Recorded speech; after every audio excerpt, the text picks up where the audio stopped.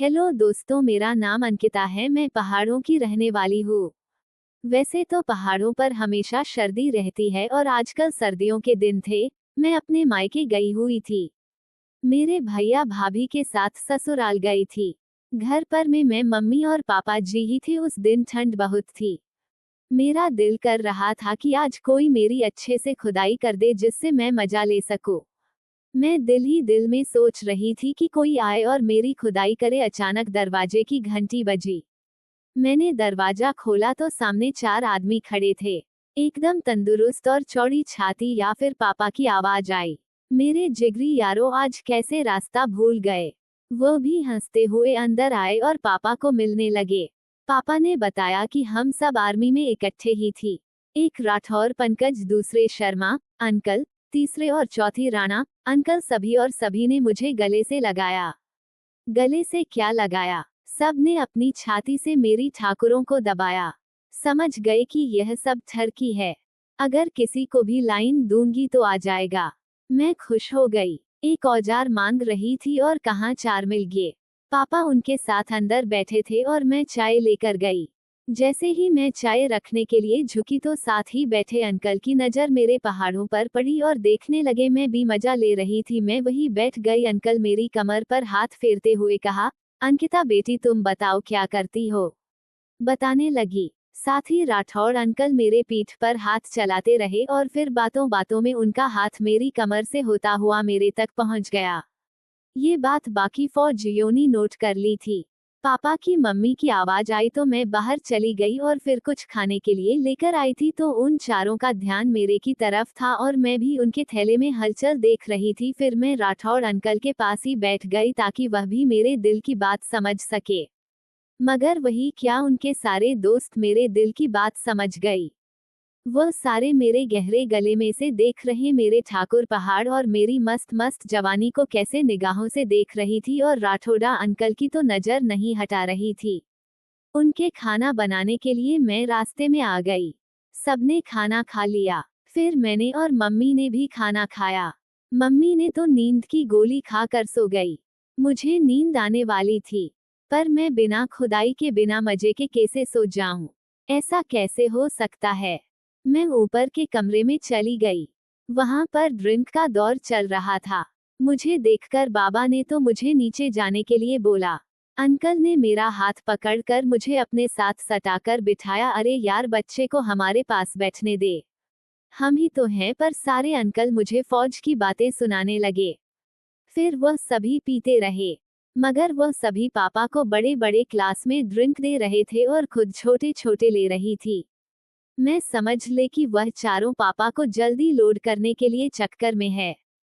फिर से अंकल ने भी अपना कमाल दिखाया। अपना हाथ फेरना शुरू कर दिया। वो मेरी कमर पर बिखरे मेरे बालों में हाथ घुमाने लगे। जब मेरी तरफ से कोई विरोध नहीं देखा, वह पहाड़ों पर भी हाथ घुमाने लगे। पापा का चेहरा हमारी तरफ से नहीं था, मगर फिर भी अंकल सावधानी से अपना काम कर रहे थे। फिर वह बगल में से हाथ उठाकर टटोलने लगे, मगर अपना हाथ मेरी पर नहीं ला सकते थे क्योंकि पापा तो वही है, वह सारा काम भी कर सकता था। उधर मेरा भी बुरा हाल हो रहा था। मेरा भी मन कर रहा था कि अंकल ठाकुरों को कसकर दबा दे। फिर मैंने अपनी पीठ पर बिखरे बाल कंधे के ऊपर से आगे को लटका दिए, जिससे एक ठाकुर मेरे बालों से लग गया। अंकल तो खुश हो गए और बालों के नीचे से मुझे मजा देने लगे। मेरी मेरी तो आह निकल गई, मगर मेरे होठों में से दब गई। हमारी हरकतें पापा के दूसरे दोस्त भी देख रहे थे, मगर उनको पता था कि आज रात को उनका नंबर भी आएगा। जब मेरा मन दोनों ठाकुरों को एक साथ था कर रहा था, मैं बेचैन हो रही थी, मगर पापा तो लुढ़क नहीं रहे थे। मैं उठी और बाहर आ गई थी। अंकल को बाहर आने का इशारा कर दिया और पापा को बोल दिया, मैं सोने जा रही हूँ। मैं बाहर आई और अंधेरे की तरफ खड़ी हो गई।